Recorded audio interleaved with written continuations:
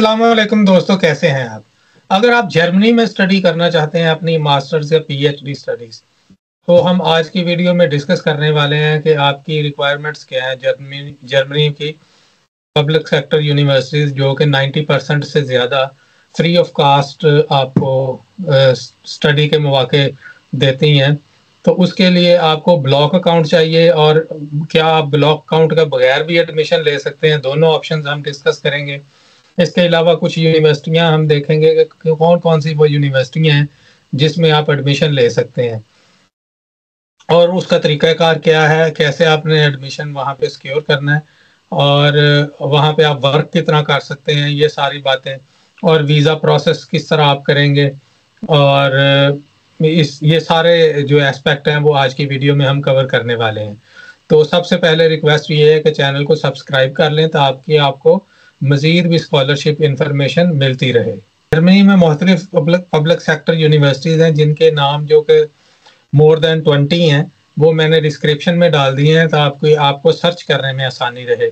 जैसे कि university of Bonn, university of Hamburg, और इसी तरह मज़ीद नाम है, तो हम इसमें वीडियो में टाइम ज़ाया नहीं करते। यूनिवर्सिटी के नाम पे वो डिस्क्रिप्शन में आप जाके देख लें और उनको मज़ीद आप इंटरनेट पे सर्च कर लें कि आप इसमें कौन कौन से, और मैंने डिसिप्लिन भी उसके अंदर ही डिस्क्रिप्शन में लिख दिए हैं कि कौन सी यूनिवर्सिटी किस डिसिप्लिन में आपको एडमिशन ऑफर करेगी।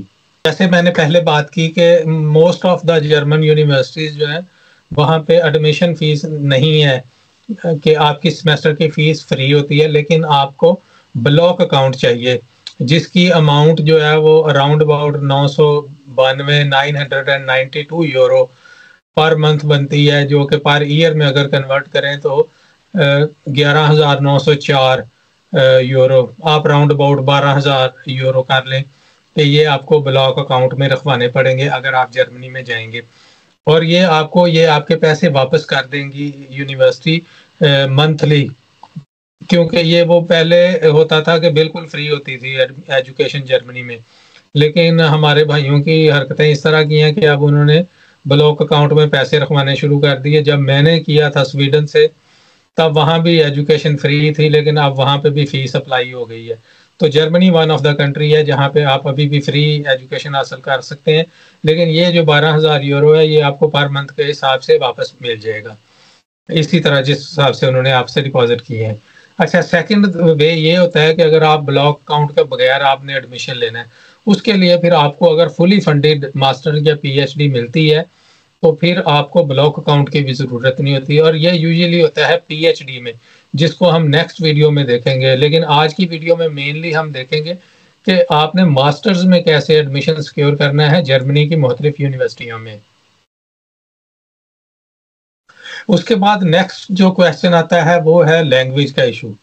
तो मोस्ट ऑफ द प्रोग्राम वो जर्मन में इशू पढ़ाते हैं, लेकिन अगर आप उसको मोर डिटेल में जाके यूनिवर्सिटी में देखेंगे तो काफ़ी सारे प्रोग्राम ऐसे हैं जो कि जैसे कि वेटनरी साइंस के हो गए या इंजीनियरिंग के हो गए या मेडिकल साइंसेज के, हेल्थ साइंसेज के रिलेटेड जो है वो इंग्लिश में भी ऑफर होते हैं।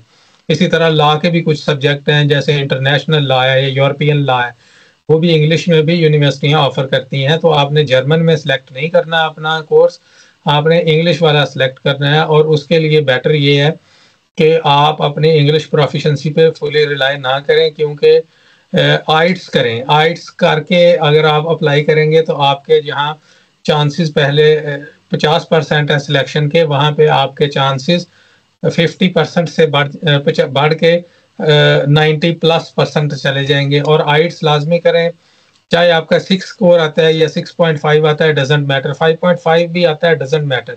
आप आइट्स का एग्ज़ाम दे के उसका रिजल्ट साथ लगाएं ताकि यूनिवर्सिटी को पता चले कि आपको लैंग्वेज इंग्लिश आती है। आपने अपनी एप्लीकेशन जो है वो एआई बोट यानी चैट जीपीटी या किसी और हेल्पिंग टूल से फिल नहीं की, आपने खुद की है, और वो गारंटी आइट्स का एग्ज़ाम ही करेगा या टॉफल का एग्ज़ाम ही करेगा। अदरवाइज वो एम्बिग्विटी रहती है। जैसे जैसे एआई डेवलप हो रही है तो अब ये एग्ज़ाम्स इंपॉर्टेंट हो गए हैं एडमिशन के लिए। नेक्स्ट क्वेश्चन जो आता है कि आपको डॉक्यूमेंट्स क्या चाहिए, उसमें आपको अगर आप मास्टर्स में एडमिशन लेना चाह रहे हैं तो नंबर 1 पे आपको आपका अंडर ग्रेड का डिप्लोमा चाहिए जो कि 4 साल का होगा, इक्विवेलेंट हो जाता है। उसके बाद आपने अपनी एक अच्छी सी सीवी बनानी है, यूरोपास से बना लें, या मैंने एक वीडियो बनाई थी अपनी सीवी के लिए ही, उसका मैं लिंक डिस्क्रिप्शन में डाल दूंगा, आप वहां से बना सकते हैं। उसके बाद आपने 2 letter of recommendation, associate professor से बेहतर है लें या प्रोफेसर से लें, अगर ना अवेलेबल हो तो असिस्टेंट प्रोफेसर से ले लें। उसके बाद आपने जो लैंग्वेज का टेस्ट है वो आपको चाहिए, और पासपोर्ट की कॉपी आपको चाहिए, और फंडिंग का प्रूफ यानी कि जो आपके पास बैंक स्टेटमेंट है या ब्लॉक अकाउंट है वो आपको चाहिए। तो ये वो डॉक्यूमेंट हैं जो आपको रिक्वायर्ड है। बहुत सारी यूनिवर्सिटीज़ जो हैं वो यूनी असिस्ट के थ्रू अपनी एप्लीकेशंस फिल करती हैं, उसका लिंक भी मैं आपको डिस्क्रिप्शन में डाल दूंगा कि किस लिंक के थ्रू आपने यूनिवर्सिटीज़ में अप्लाई करना है, वो आप डिस्क्रिप्शन में जाके देखें। और बहुत सारी यूनिवर्सिटियाँ डायरेक्ट एप्लीकेशंस भी लेती हैं। सो ये यूनिवर्सिटी टू यूनिवर्सिटी वेरी करता है कि आपने किस लिंक के थ्रू अप्लाई करना है। अब बात करते हैं डेडलाइंस की और टाइमलाइंस की। विंटर सेमेस्टर जो है वो मेन सेमेस्टर होता है, जिसकी क्लासें एंड ऑफ सितंबर या मिड सितंबर या अक्टूबर के स्टार्ट में शुरू होती हैं, और मास्टर्स के लिए बेसिकली इनकी जो लास्ट डेट होती है वो मिड जुलाई होती है एप्लीकेशंस जमा करवाने की। लेकिन आप उससे पहले ही अपनी सारी चीज़ें तैयार करें और वहाँ पे अप्लाई एक्सेप्टेंस लेटर लेना शुरू कर दें। अभी पिछले दिनों ही इनका एक वेबिनार भी हुआ है और उन्होंने कहा है कि अपनी एप्लीकेशंस तैयार कर लें, और आप जनवरी से मार्च के दौरान में इसको एप्लीकेशन सबमिट करना स्टार्ट कर दें मुख्तलिफ यूनिवर्सिटियों में। जब आप सारे डॉक्यूमेंट यूनिवर्सिटी में अप्लाई करेंगे तो आपको एडमिशन लेटर मिलेगा, और फिर वो एडमिशन लेटर और बाकी अपने डॉक्यूमेंट्स जो कि आपके HEC से अटेस्टेड होंगे और फॉरेन ऑफिस से भी अटेस्टेड होंगे, वो आपने सारे जो है वो वीज़ा अप्लाई करने के लिए यूज़ करने हैं, plus documents plus block account statement, ये सारे डॉक्यूमेंट आपके वीज़ा प्रोसेस में आगे यूज़ होंगे। अच्छा, ब्लॉक अकाउंट जो है वो ट्रेडिशनल बैंक्स में भी जर्मन में बन सकता है। उसके अलावा कुछ बैंक हैं जैसे फिनटीबा है बैंक एक, या एक्सपेट्रियो है, या कोरेकल है, और भी हैं। तो ये आप मुख्तलिफ किस्म के ऑप्शंस यूज़ कर सकते हैं कि इनमें आप अपना ब्लॉक अकाउंट बनवा लें और उसकी स्टेटमेंट अपने साथ लगा लें वीज़ा एप्लीकेशन करते हुए। आपको हेल्थ इंश्योरेंस भी साथ लगानी पड़ेगी, जब आप वीज़ा एप्लीकेशन जमा करवाएंगे तो वो भी उसके साथ अटैच करें। तो जब आप वीज़ा अप्लाई करेंगे तो उसके बाद एम्बेसी आपके सारे डॉक्यूमेंट्स चेक करेगी, तो उसमें थोड़ा टाइम लग सकता है, इसलिए आप एज़ अर्ली एज़ पॉसिबल अपना वीज़ा अप्लाई करें, पहले एडमिशन सिक्योर करें, ब्लॉक अकाउंट बनाएं और वीज़ा एप्लीकेशन सबमिट करें, ताकि आप नेक्स्ट ईयर के अक्टूबर इनटेक में जर्मनी में अपनी MS की स्टडीज़ में ज्वाइन कर सकें। तो आज की वीडियो में हमने MS की स्टडीज़ तक ही डिस्कस करना था। नेक्स्ट वीडियो में हम देखेंगे कि आपने PhD में किस तरह जर्मन यूनिवर्सिटीज़ में अपना एडमिशन सिक्योर करना है।